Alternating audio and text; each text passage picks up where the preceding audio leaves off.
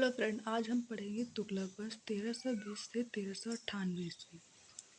गयासुद्दीन तुगलक 5 सितंबर 1320 को खुसरो को पराजित करके गाजी तुगलक ने गयासुद्दीन तुगलक के नाम से तुगलक वंश की स्थापना की। किसके नाम से? गयासुद्दीन तुगलक के नाम से तुगलक वंश की स्थापना हुई थी।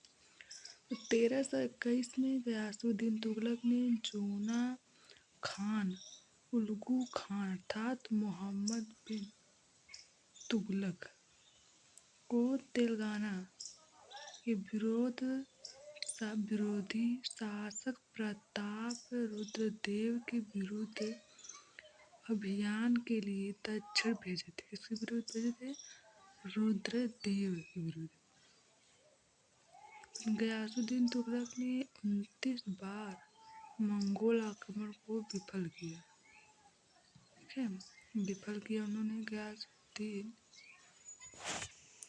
गयासुद्दीन तुगलक की मृत्यु जो हुई थी 2325 ईस्वी में बंगाल के अभियान से लौटते समय जूना खो द्वारा निर्मित बनाई गई लकड़ी के महल में दबकर हो गई थी। तो जूना खान ने महल बनाए थे लकड़ी की, उन्हीं से उनके ऊपर गिर के उसमें वो दब गए थे और उनकी मृत्यु हो गई थी। फिर आ गया मोहम्मद बिन तुगलक 1325 से 1391।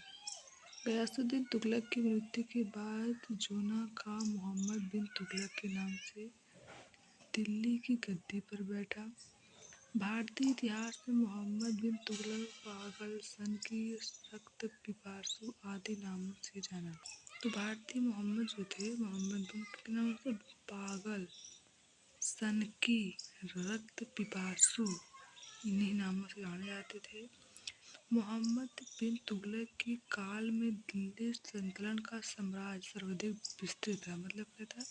जो मोहम्मद बिन तुगलक थे, इनके काल में दिल्ली का सल्तनत था वो बहुत ही बड़ा था। फिर 1333 में मोहम्मद बिन तुगलक ने इबानतूत को दिल्ली का काजी नियुक्त किया। किसका किया? दिल्ली का काजी। 1347 ईस्वी में महाराष्ट्र में अलाउद्दीन बहमन शाह ने बहमनी साम्राज्य की स्थापना। किसने की? अलाउद्दीन बहमन शाह ने। मोहम्मद बिन तुगलक ने अल सुल्तान दिल्ली अल्लाह ईश्वर सुल्तान का समर्थक उपाधि की धारण की। मोहम्मद बिन तुगलक की मृत्यु थट्टा में हुई। कहाँ हुई थी? थट्टा। मोहम्मद तुगलक की मृत्यु बदायूं ने लिखी।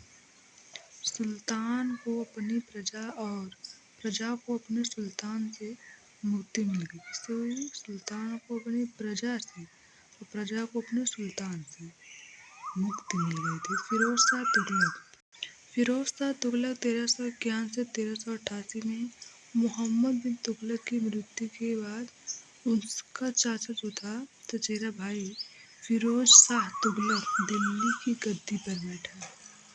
तो मोहम्मद बिन तुगलक के चचेरे भाई थे फिरोज शाह, उन्होंने दिल्ली की गद्दी पर बैठा।